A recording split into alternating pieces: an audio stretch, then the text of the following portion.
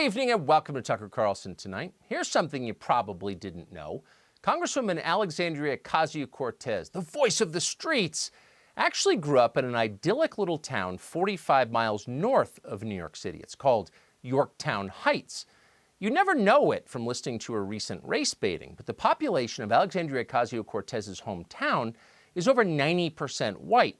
The median family income there is more than double the national average. Real estate listings show million-dollar homes on big pieces of gated property.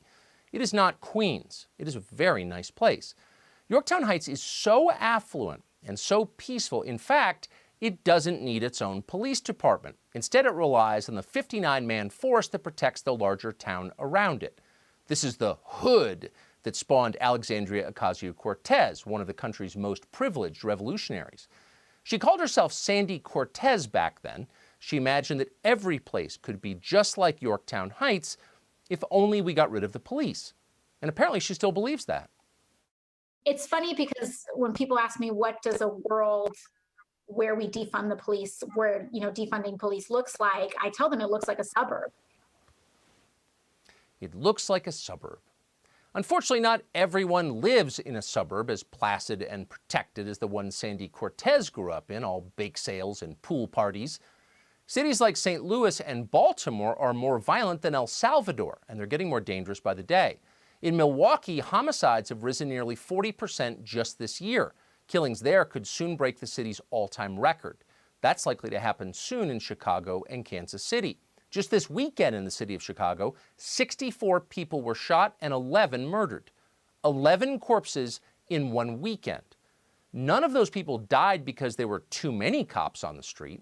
They died because, thanks in part to sloganeering from pampered dilettantes like Sandy Cortez, there were too few cops. Less law enforcement in dangerous places means more killings. There's not much debate about that, at least not among adults. New York City disbanded its plainclothes police unit and cut funding for the NYPD by $1 billion. The result?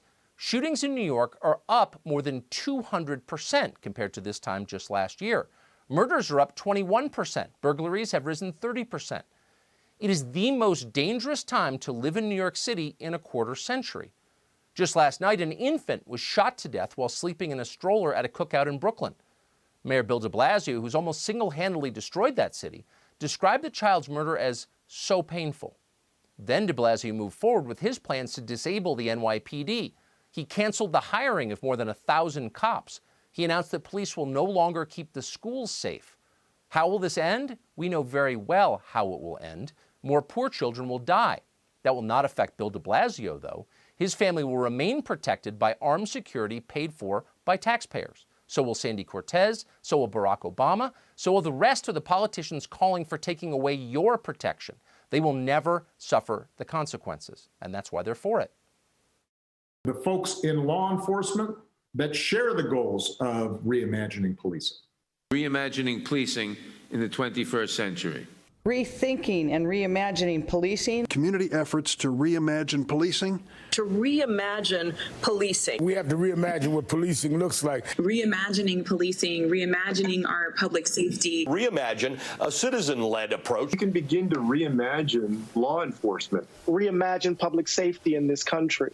What can we do to reimagine public safety? Reimagining public safety. To reimagine public safety. We must reimagine what public safety looks like. We must reimagine public safety. That's their new talking point. It was devised by some pollster at the DNC, and they're all faithfully repeating it like the robots they are. But what exactly does it mean? Mark McCloskey doesn't have to imagine. He was a test case for reimagined public safety. When a mob showed up outside his home and threatened his life, the police never came. McCloskey and his wife had no choice but to defend themselves.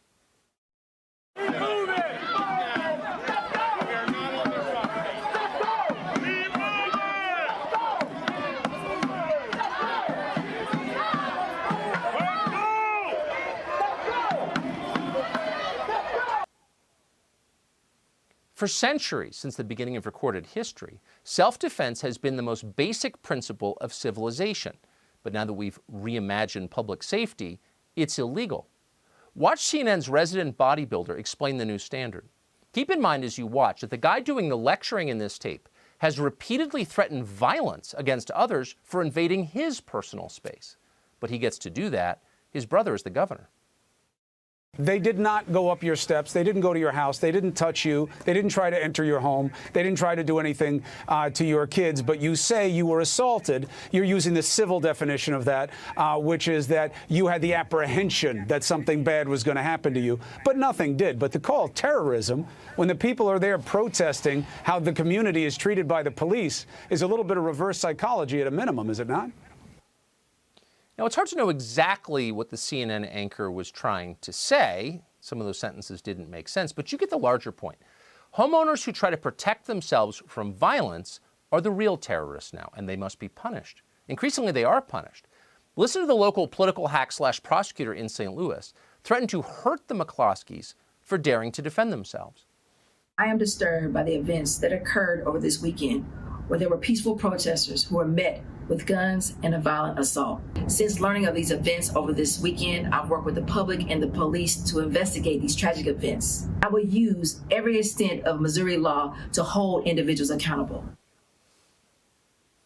Turns out she wasn't bluffing. Just a few days ago, police raided the McCloskeys' home and reportedly seized the firearms they had used to protect themselves.